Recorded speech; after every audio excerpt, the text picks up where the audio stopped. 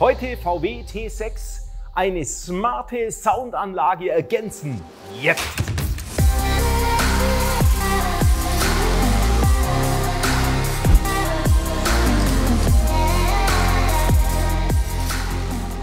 Keine Sorge, nicht nur für den T6, sondern auch für den T5 gilt dieses Video zu 99%, weil die Fahrzeuge für das, was wir heute machen, so ähnlich sind, dass wir zwar bei uns im Shop ein Set haben für den T5, eins für den T6, aber die Installation, was wir euch heute in diesem Video zeigen, ist gleich und wir reden von einem VW T6 mit Standard-Soundsystem. Also nicht irgendwas schon aufgepimptes, sondern tatsächlich vorne 2 Lautsprecher und hinten 2 Lautsprecher und das war es im Prinzip schon mit dem Autoradio. Wir ergänzen jetzt einmal eine Endstufe für dieses Fahrzeug mit 6 Kanälen, mit einer DSP-Funktion mit drin. Das heißt super, super cool eingestellt. Für jeden Lautsprecher der richtige Sound, damit alles zusammen einfach eine gute Symbiose gibt.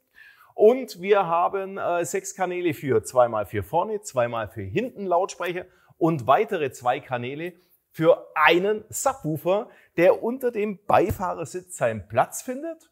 Und wir tauschen die vorderen Lautsprecher aus, also wir reden hier in dem Fall von den Tieftönern und von den Hochtönern der A-Säule. Und die hinteren Lautsprecher, die sind bei den meisten Fahrzeugen ja schon verbaut.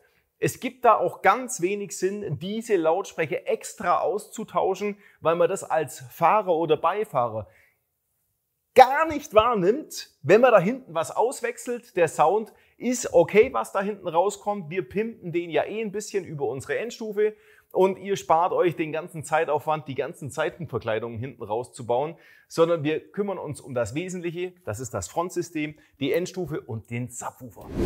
Wir haben für euch 2 sinnvolle Sets zusammengestrickt.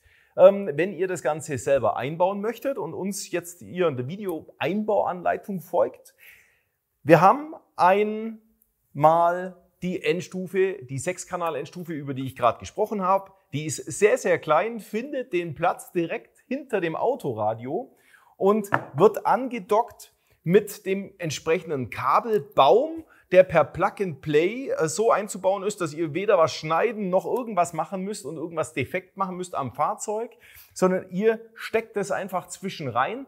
Damit bekommt die Endstufe Strom, die Zugangssignale vom Autoradio und die abgehenden Leitungen von der Endstufe für die Lautsprecher und für den Subwoofer werden ebenfalls über diesen Kabelbaum wieder zu den Lautsprechern geschickt. Und damit ist die Installation der Endstufe soweit eigentlich relativ easy.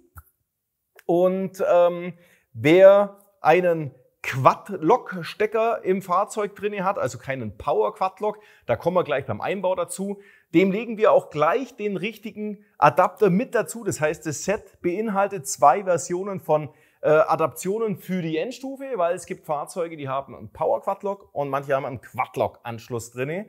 Aber ihr braucht euch da nicht drum kümmern, ihr nehmt einfach den, der dann bei euch passt. Als weiteres haben wir einen Subwoofer, der unter dem Sitz jetzt perfekt eingeformt ist. Und zwar hier ist ein 20 cm Subwoofer im Bandpassgehäuse drin. Und hier kommt der Bass über das Bassreflexrohr raus. Und der Subwoofer passt natürlich jetzt perfekt in die T6 bzw. T5 Sitzschale rein und wird mit dem entsprechenden Subwoofer-Kabel ebenfalls jetzt neu angesteuert. Das müssen wir auch neu verlegen. Und deswegen ist es jetzt das Set V1 für den T6 oder für den T5. Nur beim T5 legen wir euch noch solche Auswurfhebel mit dazu, weil beim T5 gibt es Autoradios, die mit diesen Hebeln entriegelt werden und nicht wie jetzt bei uns. Aber da gibt es 2 verschiedene Versionen, aber wir legen euch alles rein, damit ihr das in eurem Fahrzeug genauso nachmachen könnt. Das heißt, V1 Endstufe, die pimpt jetzt die Originallautsprecher, also die originalen vorderen Tieftöner, die Hochtöner, die hinteren rechten und linken Lautsprecher und sorgt dafür, dass die schon mal wesentlich besser, kräftiger und harmonischer laufen als jetzt im Originalzustand, weil wir natürlich auch mehr Leistung zur Verfügung haben. Ihr werdet also überrascht sein, was bereits in dieser ersten V1 Ausbaustufe funktioniert und ergänzen damit den Subwoofer und haben jetzt mehr Leistung auf den originalen Lautsprechern plus Subwoofer. Die Version V2 ist dann quasi die Version V1 plus den kompletten Lautsprecher-Einbaukit mit Dämmung und kompletten Werkzeug, was ihr braucht, um die Lautsprecher und die Türdämmung in den Türen richtig anzubringen. Wir haben da bereits ein Video drüber gemacht und ihr kennt wahrscheinlich schon diese Option-Lautsprecher für T5 und T6. Die gehen nämlich alleine auch schon mächtig ab, wenn ihr die Türdämmung reinmacht. Deswegen gab es auch bisher so als komplettes Set zu kaufen mit der Video-Einbauanleitung, die ihr auf YouTube und auf unserem Webshop natürlich findet. Und deswegen ergänzen wir in diesem Video quasi den Inhalt des Einbaus von dem Lautsprecher. Deswegen braucht ihr euch nicht wundern, wenn das ein anderer T6 ist, wo wir die Lautsprecher jetzt gleich hier einbauen. Aber die Praxis ist praktisch genau die gleiche.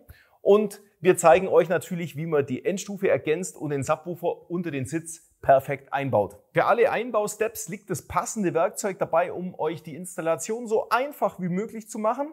Und im Lieferumfang von unserem T6 und T5 Soundsystem ist auch eine Pegelfernbedienung für den Subwoofer mit dabei, dass ihr, wenn ihr das möchtet, die anstecken könnt, euch ein Plätzchen sucht, wo ihr die Fernbedienung anbringt und den Pegel des Subwoofers manuell regeln könnt, weil dafür habt ihr am Autoradio gar keine Regelfunktion, sondern nur Bass und Höhen und Front und Rear und rechts und links. Das könnt ihr am Autoradio regeln, den Subwoofer separat nicht. Deswegen liegt hier die Pegelfernbedienung mit dabei. Da könnt ihr zwischendurch mal während der Fahrt auch sagen, oh, ich höre gerade so eine basslastige Musik, ich mache mal ein bisschen weg oder rein. Das ist dann ganz, wie ihr das möchtet. Auf jeden Fall gibt's hier diese Funktion mit dazu, die ihr natürlich auch am Autoradio über die Bassfunktion, natürlich die Intensität des Subwoofers, aber auch des Frontsystems mit erhöht oder den Bass rausnehmt, aber mit der Pegelfernbedienung ausschließlich den Pegel des Subwoofers regelt. Alle Artikel könnt ihr natürlich einzeln kaufen. Das gilt für das Werkzeug oder auch für die Endstufe einzeln, für den VW T5 oder für den T6 mit der passenden Software mit aufgespielt, fix und fertig. Den Subwoofer kann man auch einzeln kaufen, aber die Endstufe und der Subwoofer sind mit einem speziellen Kabel verbunden, damit es optimal harmoniert. Wenn ihr die Endstufe trotzdem einzeln kaufen möchtet, weil ihr zum Beispiel einen alten Subwoofer noch rumstehen habt und den verwenden möchtet, müsst ihr wenigstens darauf achten, dass es ein Doppelschwingspulen-Subwoofer ist mit 4 Ohm pro Schwingspule. Das heißt, ihr müsst dann auch das Kabel dementsprechend den Stecker wahrscheinlich abmachen, weil den braucht euer Subwoofer dann nicht, so wie unserer, weil bei uns wird alles nur zwischen reingesteckt und es funktioniert schon. Und hier die 4 Kabel auf 2 Schwingspulen anschließen. Aber ich denke, von euch werden sich die meisten für den Subwoofer begeistern können, weil den sieht keiner, den hört man nur noch. Die Lautsprecher konnte man bisher natürlich einzeln kaufen und empfiehlt sich auch heute immer noch. Wer einfach nur mal klein anfangen möchte, mit einem kleinen Budget nur Lautsprecher wechseln und die Türdämmung vornehmen, ist schon ein riesen Unterschied zum Original-Lautsprechersystem. Und wer das eben erstmal so anfangen möchte oder bereits schon installiert hat, kann das ganze System natürlich mit V1 ergänzen und hat dann die komplette Soundanlage mit Endstufe und Subwoofer. Über alles, was wir gerade eben gesprochen haben, gibt es unten in der Videobeschreibung natürlich die passenden Links und wir fangen jetzt an und bauen die Endstufe erstmal ein und den Subwoofer. Bevor wir anfangen, irgendwelche elektrischen Arbeiten zu machen, gehen wir an den Massipol und machen den mal weg, um das Fahrzeug stromlos zu machen.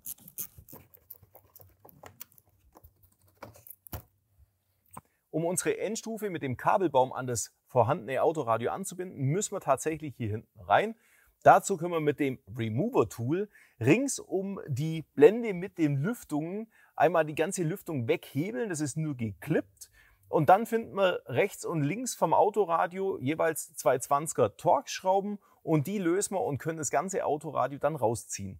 Nehmt am besten ein schönes Mikrofasertuch, legt es damit her, dann macht ihr da keine Kratzer rein. Und ihr könnt das Autoradio jetzt auch hier erstmal so hängen lassen, weil hier finden wir bereits den Anschlussstecker, den man hier entriegeln kann mit diesem Hebel und nach oben ziehen und dann können wir den ganzen Stecker rausziehen. Hier im VW T6 ist es immer so mit den 4 Schrauben, aber wer ein T5 hat, da gibt es dann tatsächlich Autoradios, die haben an allen 4 Ecken einen Schlitz drin, wo dann diese Entriegelungshebel reinpassen.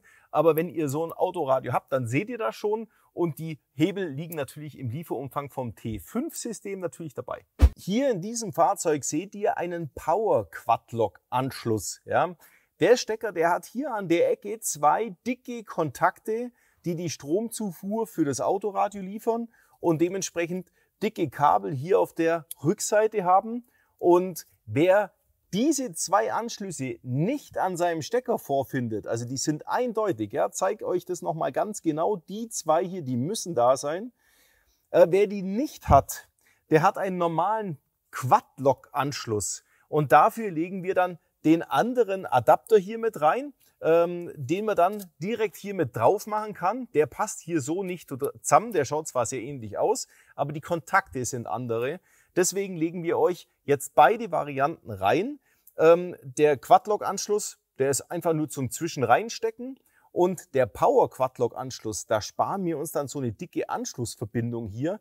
Den machen wir jetzt in dem Fall rein. Der ist auch ein bisschen aufwendiger als der Quad-Lock an sich, weil der wird ja nur gesteckt. Und bei dem haben wir entsprechendes Ausriegelwerkzeug mit dabei, damit wir die Stromversorgung hier wegnehmen können und diesen beigen Anschluss zwischenadaptieren können. So, und um das geht es jetzt, das machen wir schnell. An unserem Anschlussstecker findet ihr hier diese Buchse und die beinhaltet einen weiteren Stecker, den wir jetzt belegen müssen. Und zwar, da wo der Flügel hier dran ist, wird das rote Pluskabel eingesteckt auf der Seite und auf der anderen Seite wird das Minus eingesteckt. Und wir haben euch im Lieferumfang dieses Entriegelungswerkzeug dabei, wo ihr diese einzelnen Kabel, die zwei Power-Quad-Lock-Anschlüsse entnehmen könnt, indem ihr rechts und links von dem Kontakt, von dem Metallkontakt reinfahrt und die Klammern an der Seite löst. Und ihr könnt jetzt den einzelnen Pin hier rausziehen und zwar unverletzt.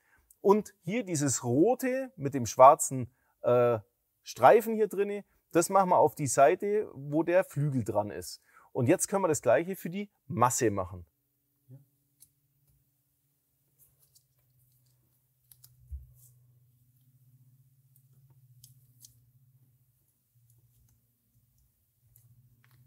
So, der riegelt hier wieder ein. Und damit sind wir hier erstmal fertig und können die Anschlüsse, die wir hier an unserem Stecker haben, jetzt wieder da einpinnen, wo vorher unsere Kabel waren. Und das war ja einmal außen dieses rote Kabel, das passt jetzt hier wieder rein.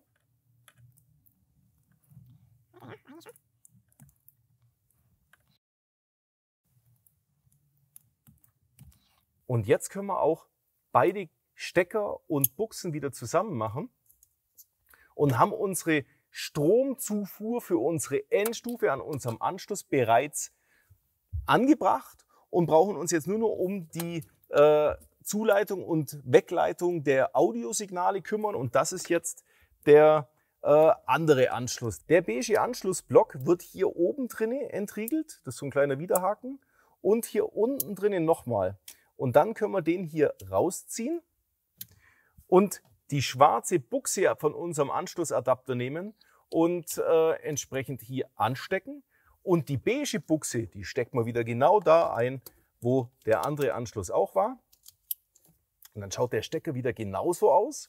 Und wir können den dann auch am Autoradio entsprechend wieder anstecken und haben alle Anschlüsse für unsere Endstufe bereits abgegriffen. Und ja, jetzt müssen wir uns nur noch um die Verlegung des Kabels kümmern. Also jetzt müssen wir die Endstufe unterbringen. Die angesprochene Pegelfernbedienung für den Subwoofer könnt ihr natürlich dahin legen, wo es für euch günstig ist. Das Ding kann ja auch versteckt eingebaut sein, irgendwo im Handschuhfach. Wie auch immer, da überlasse ich euch den freien Spielraum, ob ihr diese überhaupt verwendet. Wie gesagt, ihr könnt auch über die Basseinstellungen am Autoradio Einfluss auf Subwoofer und Frontsystem gleichzeitig nehmen. Aber wir kümmern uns jetzt in erster Linie mal einfach nur um das Platzieren der Endstufe. Die wird nämlich jetzt nur noch hier angesteckt mit dem passenden Stecker. Und was wir jetzt auch noch machen müssen, ist unser Subwoofer-Kabel. Das liegt ja jetzt noch nicht drin. Vom Radioschacht über die A-Säule runterwärts, über den Einstiegstritt in die Sitzkonsole. Das müssen wir natürlich jetzt reinmachen und reinlegen und dazu habe ich euch das gelbe Durchzugsband. Dazu können wir im Beifahrerfußraum die untere Verkleidung, die ist nur geklippt, wegnehmen und am besten legt ihr irgendein Licht oder irgendwie sowas da unten rein, Und jetzt sieht man nämlich hier vom Radioschacht bis ganz runter einmal durch. Da können wir das gelbe Durchzugsband nehmen und uns hier durchlegen und das Subwoofer-Kabel mit dem beiliegenden Isolierband an der gelben Durchzugsleitung anmachen und nach unten komplett durchziehen. Damit wir uns den Platz direkt unterhalb des Autoradios ein bisschen aufsparen, da ist zwar Platz und da kriegen wir unsere Endstufe rein, aber wir müssen damit ein bisschen haushalten, nehmen wir unser blaues Subwoofer-Kabel und führen es nicht direkt hier in den Schacht rein, sondern gehen, bevor wir in dem Schacht sind, noch rechts unterhalb des Lüfters. Ihr seht es dann schon, das brauchen wir euch gar nicht so genau zeigen. Und zieht es erstmal hier rüber, dass ihr aus diesem Schacht rauskommt und das Kabel nicht direkt vom Radioschacht herauskommt.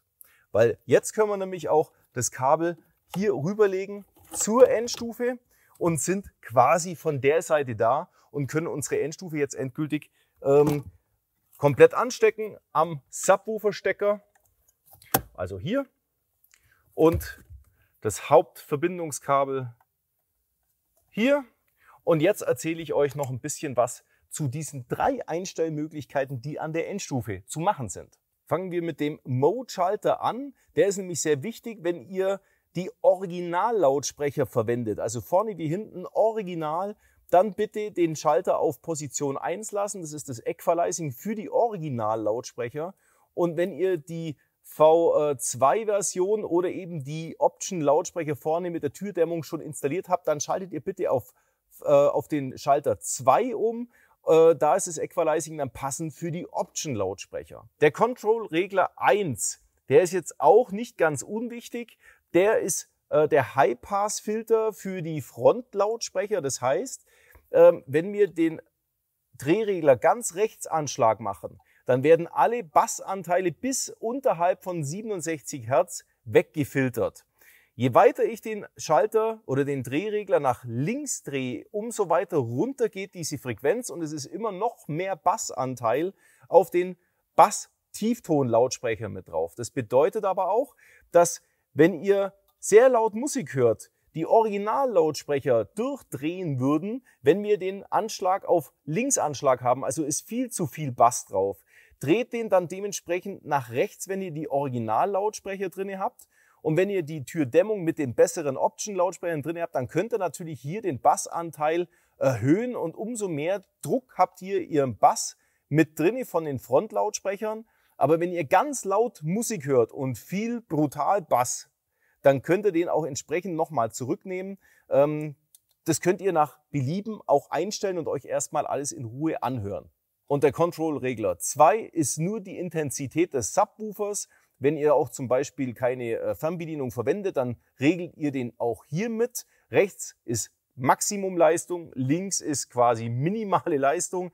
Ihr könnt ihn aber auf maximale Leistung lassen und vor allem ist auch wichtig, wenn ihr die Fernbedienung anschließt, dreht den immer auf Rechtsanschlag, damit immer Maximalpegel möglich ist. Das Kabel für die Subwoofer-Fernbedienung wird übrigens hier mit angesteckt und jetzt können wir die ganze Endstufe hier in den Schacht mit reinlegen. Also es ist tatsächlich genügend Platz. Bisschen vorsichtig das Kabel auf die Seite legen und dann die Endstufe hier unten, da ist sogar so ein Dämmschaum, wo man das drauflegen kann und dann ist die Endstufe auch schon drin. Damit ihr euch bei der Kabelverteilung hinterm Radioschacht leichter tut, könnt ihr, da ist so ein Isolierband, das könnt ihr wegmachen. Das ist nur, da wird das alles zu einem Bund zusammengebunden, das wollen wir nicht. Das könnt ihr hier ein bisschen abnehmen. Und euch diese Kabel hier, die 2 vor allem, wo wir angedockt haben, ein bisschen freier zu verlegen, könnt ihr das tatsächlich so wegmachen. Und jetzt sind wir hier flexibler, um diese Steckerchen direkt hinter dem Radio ein bisschen nach unten zu legen, damit es hinterm Radio nicht dann drückt und stört, sondern eben auf der Seite liegt. Und wenn hinten alles schön verstaut ist, könnt ihr auch hier die originale Position vom Autoradio wieder nehmen und alles wieder festschrauben und auch zumachen. Das Subwoofer-Kabel müssen wir natürlich jetzt hier unterm Teppich verlegen und kommen bis hierher. Dazu machen wir jetzt den Sitz raus. Das sind 4 Schrauben, 3 Zehner sind das. Die lösen wir vorne wie hinten 2. Und dann können wir mit einer 17er Nuss noch den ganzen, die Sitzkonsole, das Blech vom Boden entfernen und lösen. Und das machen wir jetzt mal. Legt bitte hier hinten irgendein dickeres Tuch hin, damit ihr da unten jetzt nichts verkratzt. Wir nehmen den ganzen Sitz nun an und legen ihn nach hinten weg und können ihn auch so liegen lassen. So sieht es jetzt bei diesem Fahrzeug aus. Wir haben hier ein Steuergerät und haben hier Steckverbindungen. Und damit unser Woofer hier sauber in die Mitte hier reinpasst, müssen wir dieses Steuergerät ein bisschen versetzen. Deswegen haben wir jetzt auch den ganzen Sitz schon gelöst, weil dieses Kunststoffteil von unten geschraubt ist. Und die Blende machen wir auch komplett weg. Dafür haben wir nämlich jetzt ein neues Anbauteil, das ihr dann integriert, um diese Stecker hier zu integrieren. Das heißt, wir rutschen hier einbautechnisch ein ganzes Stück nach hinten. Und dieses Teil, das können wir mit einem Klettband hier an der Seite festmachen. Und manche Fahrzeuge haben hier vorne dran nochmal ein Steuergerät. Dafür haben wir euch diese Schrauben mit dazugelegt, dass ihr das an dieser Position mit festmachen könnt. Hier zeige ich euch das Beispiel dazu, wie das ausschaut in der Praxis, aber alles hat jetzt ordentlich seinen Platz. Das Steuergerät können wir hier mit den Krallen aus der Fassung rausnehmen und jetzt mit einem doppelseitigen Klebeband hier an der Seite mit an das Blech kleben.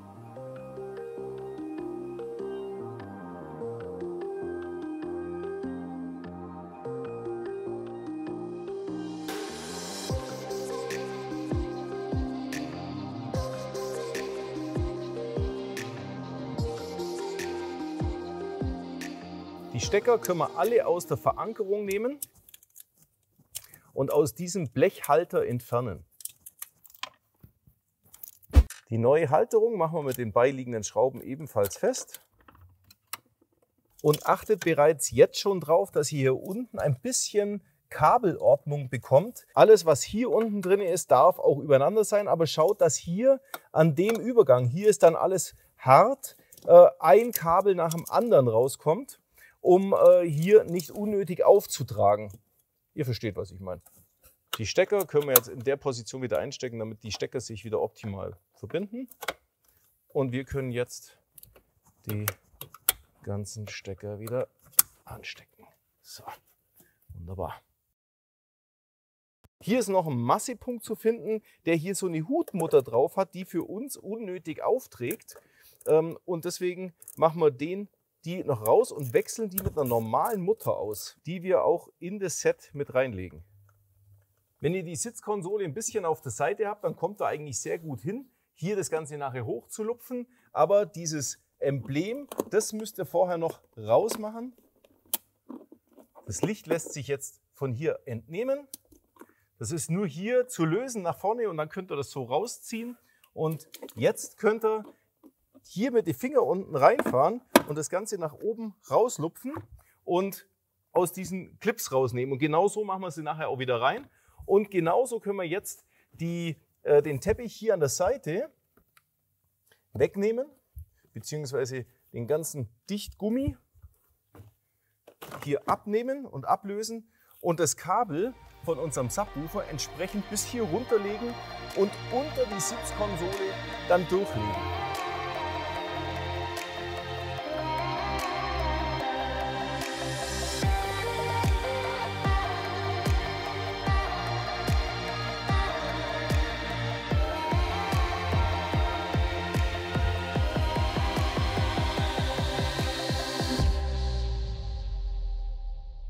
Die Sitzkonsole kann man jetzt wieder komplett festschrauben und dann können wir auch schon den Woofer einsetzen.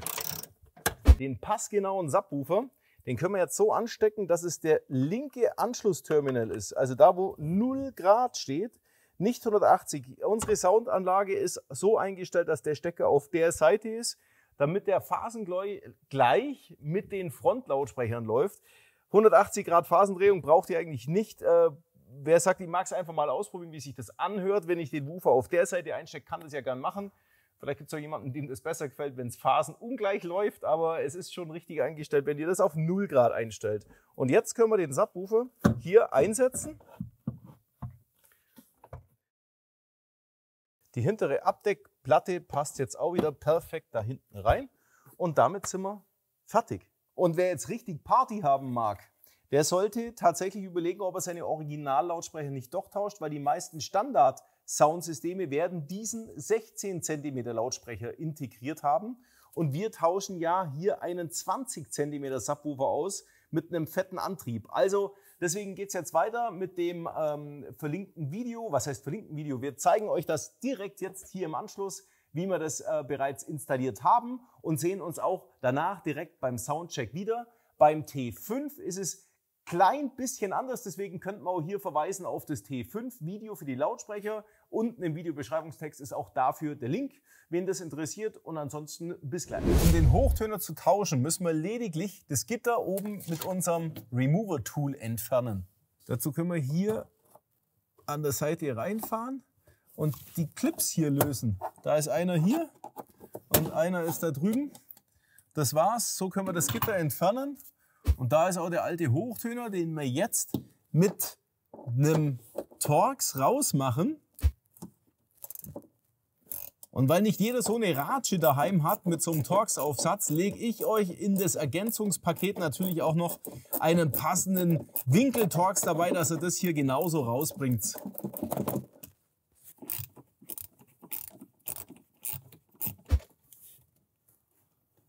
So. Den Hochtöner können wir mit dem Stecker hier entklicken und jetzt komplett rausnehmen. Das ist unser alter Hochtöner, schon ziemlich verstaubt und klein. Und das ist unser neuer Hochtöner. Ja, das schaut natürlich schon wesentlich interessanter aus. Und das ist die gleiche Montageplatte und die bauen wir jetzt genauso rein, wie wir gerade eben den alten Lautsprecher rausgebaut haben.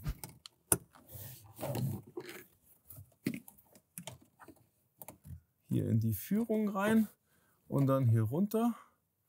So. Den Kondensator oder die Frequenzweiche in dem Kabel können wir hier drinnen verstauen. Da geht es hier nirgendwo im Weg um. Und ist weg.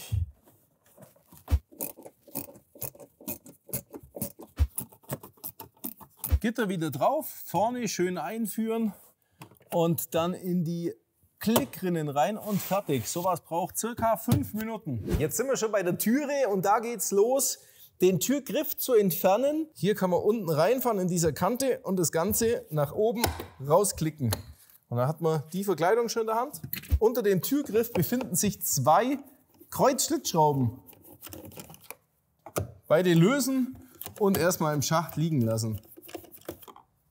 Jetzt haben wir noch 3 Schrauben, eine hier, eine hier, eine hier und eine hier. Und das machen wir mit einem 25er Torx. Wenn die Schrauben gelöst sind, können wir jetzt mit dem Remover-Tool an der Seite mal unten reinfahren und das so ein bisschen aufkanten. Und dann kommen schon die ersten Clips, ihr hört es. Und wenn man auch mal die Türverkleidung schon so weit weg hat, dann kann man jetzt auch mit den Fingern unten reinfahren und ein bisschen den Druck aufbauen, um die nächsten Clips hier zu lösen. Genau, das sind pro Seite 3 Stück. So, da oben war noch einer, jawohl. Und jetzt die Türverkleidung nach oben rausziehen. Und jetzt haben wir hinten drinnen noch den Verriegler. Und den ziehen wir hier ein bisschen an und können das Ganze hier aushängen und haben den in der Hand. Und hier haben wir noch einen Stecker, der hier abgesteckt werden muss und hier entriegelt. Beim Wegmachen der Türverkleidung kann es durchaus mal passieren, dass auch so ein Clip hier an der Türe hängen bleibt. Ja? Den müssen wir jetzt separat rausziehen und dazu haben wir ja dieses coole Remover-Tool und damit können wir jetzt hier reinfahren und einen Hebel aufbauen und das Ganze hier rausnehmen. Bei so älteren Fahrzeugen kann es natürlich gern mal passieren, dass auch so Clips eigentlich kaputt sind. Hier, der ist schon mal abgebrochen gewesen und verriegelt nicht mehr richtig. Und sowas kann man natürlich jederzeit bei VW als Ersatzteil holen. Das ist überhaupt kein Problem, liegt im Cent-Bereich. Und natürlich hier wieder auf die entsprechende Position bringen. Die Original-VW-Lautsprecher sind alle immer genietet hier. Das heißt, wir müssen hier mit einem Bohrer die Nieten erstmal anbohren und den Kopf wegmachen. Das müssen wir bei allen Nieten machen.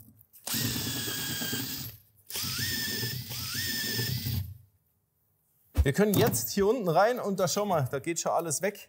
weil die ganzen Verriegelungen hier schon weg sind. Und jetzt können wir den Stecker hier abklicken und haben den Original-Lautsprecher hier in der Hand. Nur mal zum kurzen Vergleich. Ist schon ein bisschen lächerlich, so ein Lautsprecher hier. Der muss weg und wir machen jetzt den neuen rein.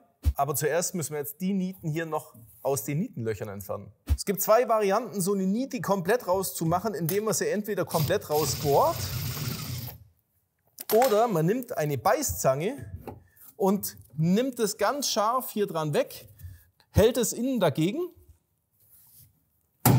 So. Und kann das Ganze von außen jetzt nach innen reindrücken. So. Autos mit einem älteren Baujahr haben dann vielleicht doch mal ein kleines Schmutzproblem.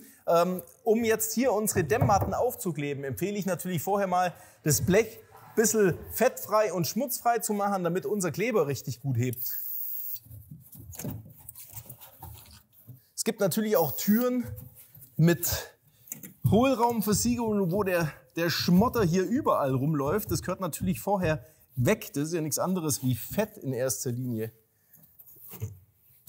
Die Lautsprecher können natürlich auch ohne Dämmung installiert werden und machen auch einen besseren Sound wie die Originallautsprecher. Aber damit es wirklich richtig gut wird, gehört so eine Dämmung einfach mit zum guten Ton, weil der Ton wird besser, weil das Ganze, wenn das hier schwerer ist und nicht mitscheppert und mitschwingt, macht der Bass danach noch mehr Bass. Und da wollen wir hinkommen. Wir machen jetzt erstmal die Außenhaut hier, so gut wir hinkommen mit dem Material zu und kleben das einmal eine Fläche drauf.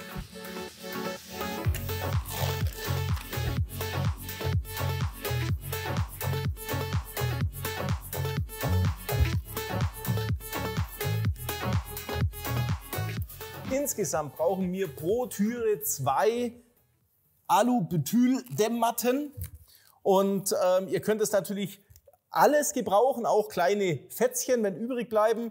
Wir haben jetzt für das Außenblech circa 1/3 einer Matte benötigt.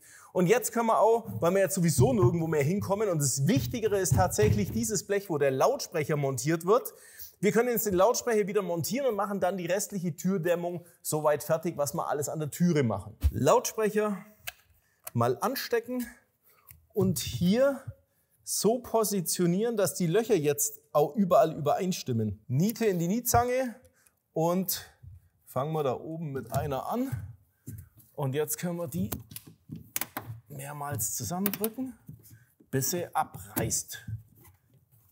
So, dann ist die erste Niete drin und die zweite folgt zugleich. Und davon machen wir 6 Stück rein. So. Auf das Blech der Türe machen wir jetzt tatsächlich noch circa so viel von den 2 Dämmmatten drauf, dass irgendwie eine Hälfte einer Matte noch übrig bleibt. Alles andere kleben wir jetzt hier als Streifen um den Lautsprecher rum und auf große Flächen drauf. Achtet bitte drauf, dass die Schraublöcher nicht überklebt werden. Und ja, dann schaut mir einfach mal zu. Zunächst machen wir noch den Schalltrichter hier drauf. Und zwar muss der jetzt so sein, dass der Lappen einmal rechts hoch und einmal links, also zur Türe hin zeigt. Und natürlich dann so in die Fassung hier optimal reinriegeln kann. Und damit ist der dann erstmal auf fix dran und jetzt können wir hintenrum die Dämmung draufbringen. Bei den Ringen steht übrigens drauf, vorne links und vorne rechts ist hiermit eingestanzt, falls jemand sucht, welcher Ring eigentlich wohin gehört.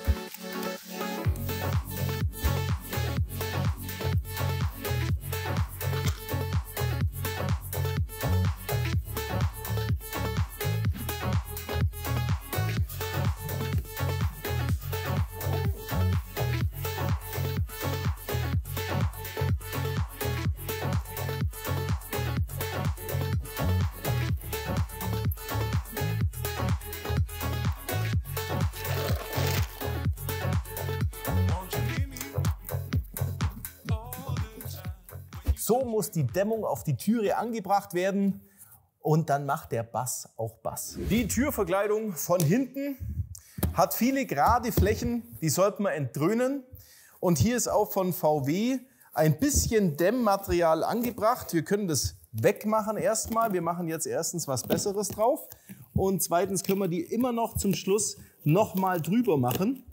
da wo sie gerade eben war. Aber jetzt machen wir erstmal unsere Dämmmatten drauf. Und da haben wir ja jetzt unsere Dämmmatte übrig, den Rest. Und den können wir uns mal klein schneiden. Gerade an den großen, flachen Stellen bringen wir jetzt überall nochmal eine Dämmmatte mit auf. Bitte nicht übers Gitter kleben. Da muss nachher noch der Schall durch.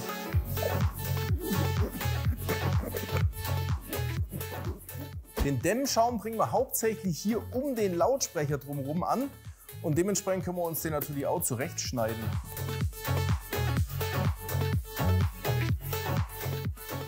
Jetzt können wir natürlich auch den alten Dämmschaum oder die alte Dämmmatte von VW auch wieder hier drauf machen und mit da unten drin anbringen. Entriegelungshebel wieder einhängen, zumachen, hier Fensterheberstecker.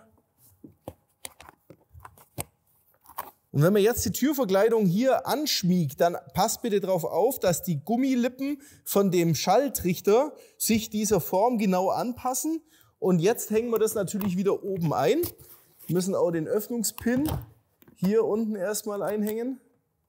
So, und jetzt ganz dran und von oben nach unten einführen. Und jetzt natürlich auch schauen, dass die Clips alle an der richtigen Position sind. Da verhakelt sich schon einer hier. Der muss natürlich so drin sein, dass der in dieses vorgesehene Loch schon passt und dann dran. Und vorne das gleiche Spiel. Jetzt noch flink die Schrauben wieder da rein, wo sie waren. Und dann geht es auch schon an den Soundcheck. Auf der Fahrerseite ist alles exakt gleich, bis auf diesen Anschlussstecker hier von den Fensterhebern. Das ganze Modul sollte vorher entriegelt werden, damit man an die Stecker drankommt, die vernünftig wegzumachen. Und die werden so rausgemacht, ganz einfach, so wie ich es jetzt gerade reingemacht habe. Also genau hier vorne an der Spitze reinfahren und so lang drücken, bis das Ding hier unten den Entriegler getätigt hat. Da unten ist nur so eine kleine Spange drin. Und dann kann man das Ganze nach vorne rausziehen und genauso wieder reinmachen. Vollständigkeitshalber reden wir nochmal über die hinteren Lautsprecher. Auch wenn die für uns vorne und für dieses besagte Soundsystem so gut wie null Mehrwert bringen und auch das Austauschen an der Stelle sich nicht rentiert, ist es möglich, natürlich die hinteren Lautsprecher auszutauschen. Dafür gibt es unsere Option V165X. Die passen vom Stecker her, die passen von der Aufnahme her, die haben auch einen besseren Hochtöner drinne, damit man das Ganze so austauschen kann. Dazu gibt es auch so einen Dichtschaumring, den man mit dazu nimmt, um das hier vorne aufzukleben, damit der eine ordentliche Anbindung hat an die Verkleidung nachher. Aber die Verkleidung ist halt echt ein bisschen derbe wegzumachen. Also wer kaputte Lautsprecher hat oder unbedingt austauschen möchte, kann das damit machen. Jetzt klatscht's gleich, aber kein Applaus, aber keine Ohrfeigen. Leute, jetzt ist es soweit und ihr werdet das jetzt mit mir teilen, was das System jetzt macht. Jetzt drehen wir mal ein bisschen auf. Leute, das zuckt richtig.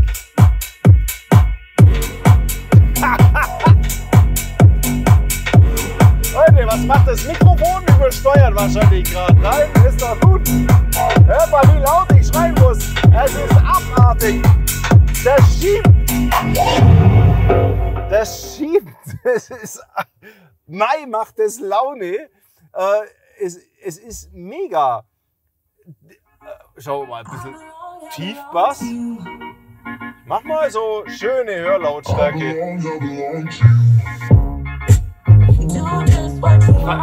Ob ihr das daheim hört oder nicht, ist mir scheißegal. Hier drinnen geht's richtig ab. Man hat auch so das Gefühl, der Bass, der würde jetzt also hier so vollumfänglich in meinen Körper eindringen wollen. Also das ist richtig, richtig geil. Partyzone pur und natürlich auch musikalisch total top. Auch bei diesen hohen Lautstärken, die man fahren kann, aber nicht muss, ist trotzdem alles glasklar. Es verzerrt und übersteuert gar nichts. Es ist einfach nur abartig geil.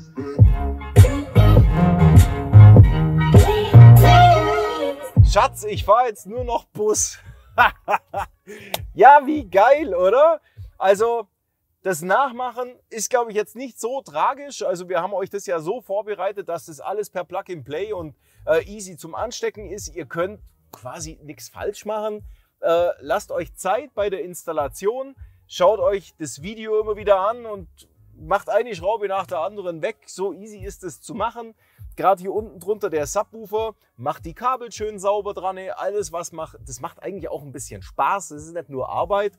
Und das Ergebnis davon, das wird euch vom Socken hauen. Und Leute, alle, die sich jetzt so eine Anlage hier gönnen, die bitte ich, schreibt einen Kommentar unten in die Videos rein und sagt uns, ob es wirklich so ist, wie ich gerade tue, oder ob es eigentlich voller Scheiß ist und ich euch verarsche.